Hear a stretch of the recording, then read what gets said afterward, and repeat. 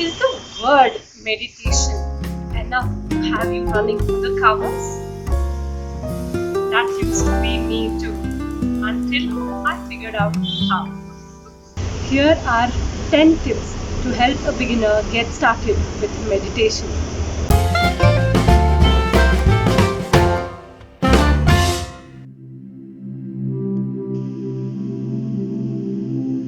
Meditation.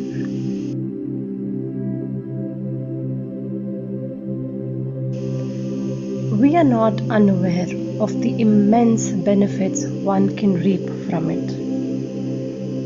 Reduced stress, controlled anxiety, promotes emotional and spiritual health, enhances self-awareness, helps us develop a sense of calm and peace, brings us joy and abundance, makes us more productive, and helps us focus. Meditation is the elixir of life.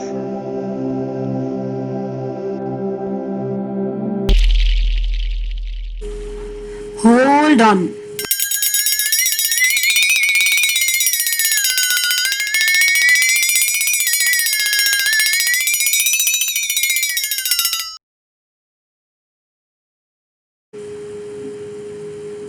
This is what my meditation sessions look like.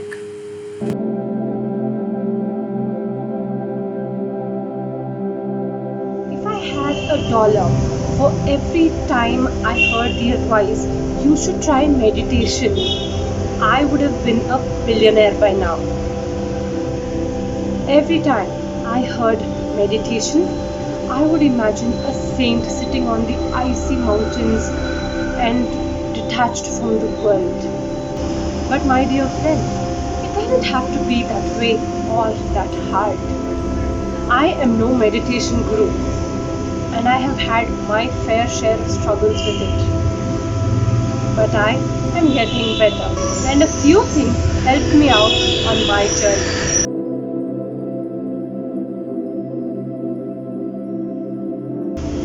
Same time every day, sit for a meditation session. It's as simple as that.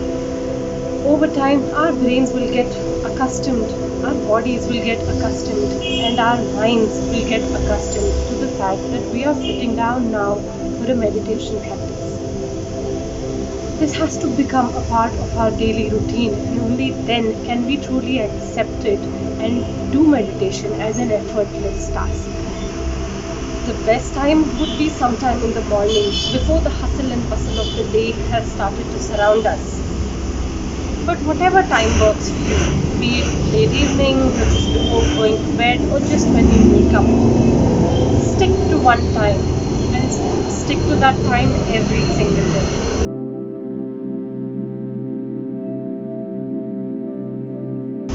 This tip comes from my experience. The timing for when we sit for a meditation practice is indeed very crucial. I cannot say this enough because I have struggled with this for a very long time. I would always look at my schedule and see that I have a meeting half an hour later, and then I have this time, okay, so let me squeeze in a meditation task. Every time I thought, okay, so I have to do something by 1 o'clock, for example, and at 12:30 I'm like, okay, fine, so I have about half an hour of time, let me sit now, finish off my meditation. That session would be a disaster. My mind would constantly be focused on, okay, I need to get to this, and it's very urgent, I need to do this next, and my mind would just not concentrate on the meditation at hand. So it's very important that we do a meditation in a time when we are very calm, or when we are not in an urgent run for something, we're not in the middle of multiple tasks.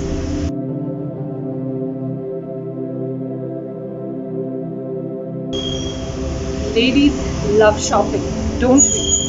Then why don't we shop around for meditation classes as well? There are so many kinds of meditations to suit different people, different needs, and different types. Some kinds work for me, some kinds just don't. There's nothing wrong with it. And especially if you're trying out any paid meditation classes, I would suggest you try the free versions first. See if you are liking it. See if you are enjoying the meditation. And only then probably commit yourself to a longer duration of that meditation practice. There are so many options available that it is not fair for us to sit with a meditation that we are not getting the benefits of, or that we are simply not enjoying doing.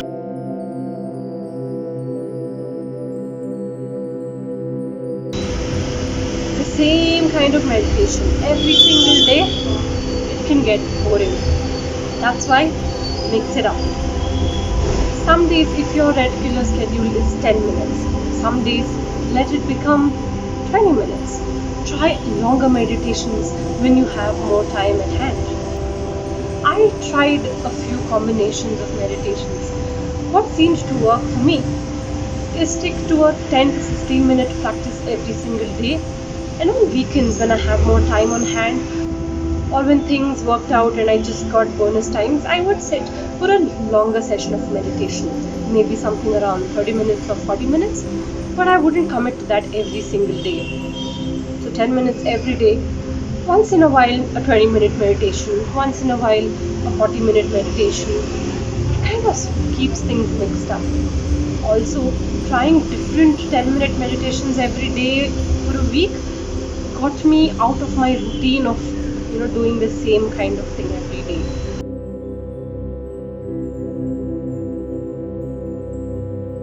If you tell a beginner to sit with your eyes closed in a silent place and just focus on your breathing, let the thoughts zone out from your mind, that can be pretty hard. A beginner would not be able to sit by himself and get into the mode of meditation just like that. Guided meditations is what comes to the rescue, with a voice guiding us through the process, with light music in the background, or a voice helping us through step by step. It works miraculously. And it is so much better than just trying it out by yourself, especially when you are a beginner. I agree, once you have a hang of it, you can sit by yourself anywhere and start meditating. But for a beginner, sitting by myself quietly was a horror story for me.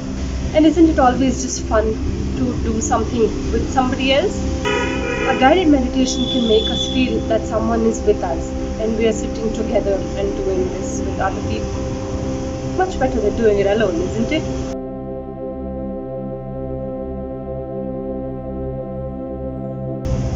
Not everybody is blessed with a quiet space, a serene surrounding, or just a dedicated space for meditation.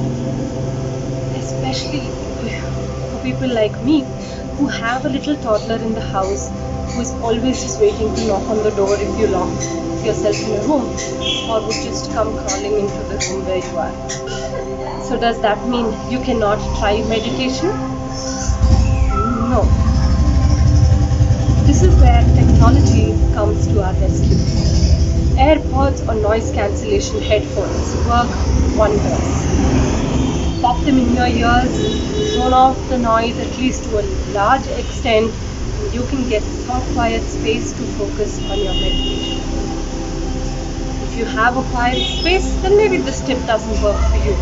But if you don't, you should definitely give this one a try.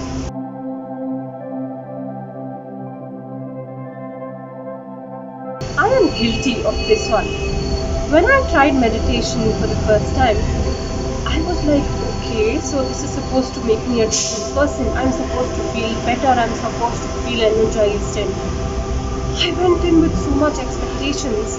And I bombed at my first attempt. And I was like, okay, meditation is not for me. I couldn't have been more wrong. I did the mistake of actually expecting too much from that meditation session. Just try a meditation with an open mind. Give it a chance. Maybe you may not feel all different, but you can just sit down and breathe and calm down a lot of anxious muscles in our body. My initial mistakes I have tried to correct when I tried other meditations. and some I actually started enjoying. Some meditations are so visual that they take you into another world, but some are not. But it doesn't mean that they don't work. Each one has its own kind of response.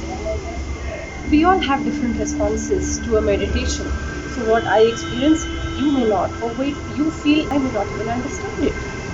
So it's absolutely okay to have different experiences from each meditation. So don't go with preset notions about this is what should happen if I do this meditation.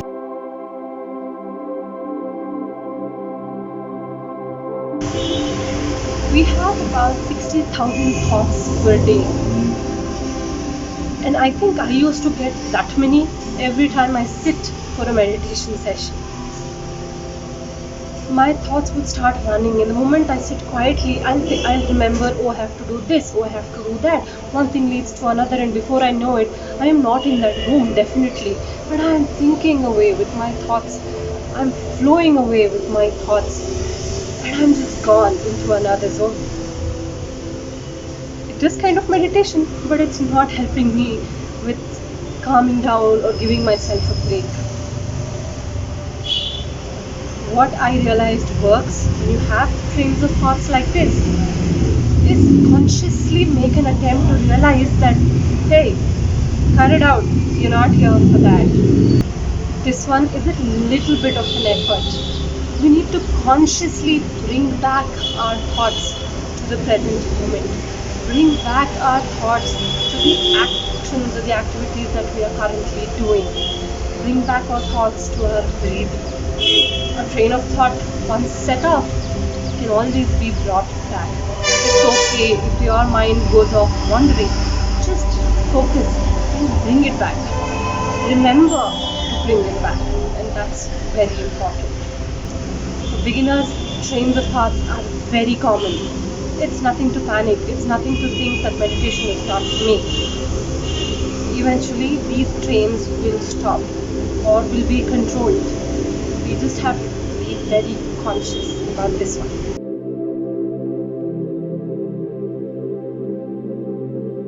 So go easy on yourself. When I started meditations, I started with one plan of, okay, you know what, I'm going to start this for 21 days and I'm going to become like this meditation guru. It didn't work like that.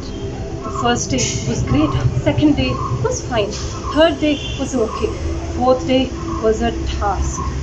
Fifth day, I barely even remember what was the meditation after it was over. And after the sixth day, I just stopped. I gave up on meditations. I'm like, this is not for me. I beat myself up so much for not being able to do it. And I just set myself up for failure. Go easy on yourself. It's okay if one or two sessions here and there did not go the way they were supposed to. Maybe you liked the meditation once and you enjoyed it, but the second time you did it, or you didn't like it that much. It's absolutely okay to make mistakes, because only in this process we are realizing what we can actually do.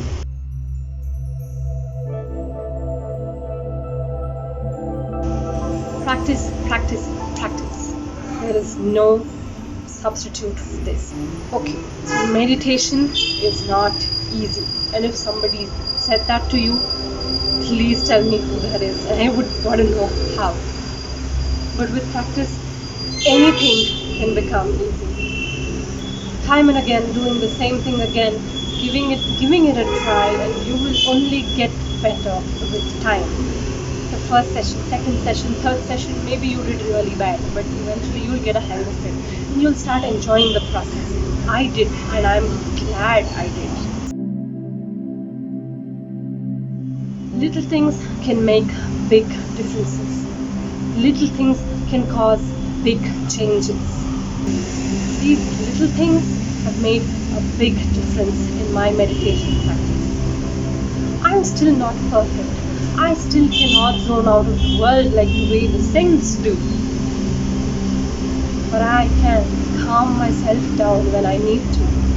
I can breathe, just relax.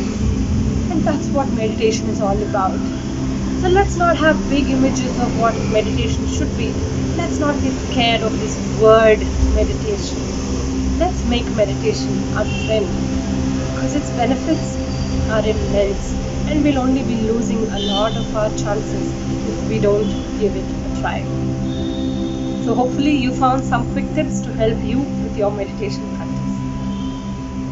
Until next time, see you later.